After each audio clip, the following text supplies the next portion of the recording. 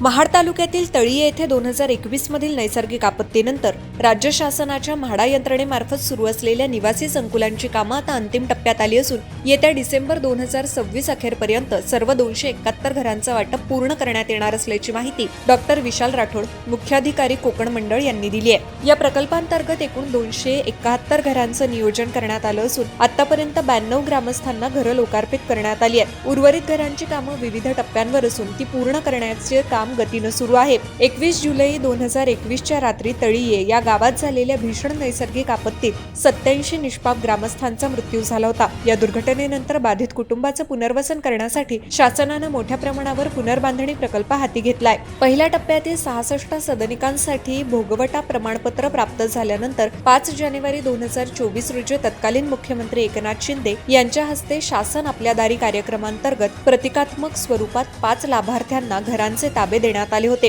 त्यानंतर उर्वरित लाभार्थ्यांना मंत्री भरतशेठ गोगावले यांच्या हस्ते घरं देण्यात आली। या प्रकल्पासाठी सुरुवातीला 263 घरांचं नियोजन करण्यात आलं होतं, मात्र नंतर ही संख्या वाढून 271 पर्यंत गेली। यापैकी 204 सदनिकांचं काम म्हाडामार्फत हाती घेण्यात आलं असून उर्वरित घरांसाठी भूखंड उपलब्ध करून देण्याबाबत जिल्हाधिकारी कार्यालयाकडे पाठपुरावा सुरू आहे।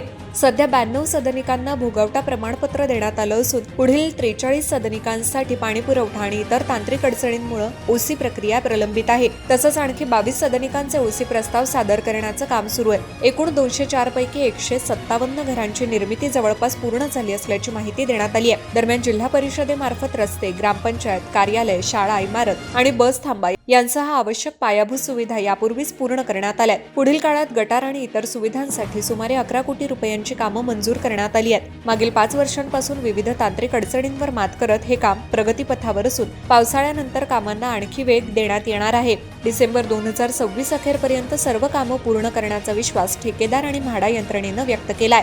दरम्यान या पुनर्वसन प्रकल्पामुळे आपत्तीच्या काळात कंटेनरमध्ये राहिलेल्या ग्रामस्थांना अखेर स्वतःच्या घरात परतण्याची संधी मिळत असून उर्वरित लाभार्थ्यांमध्ये ही कामं लवकर पूर्ण होण्याची अपेक्षा व्यक्त होतीये।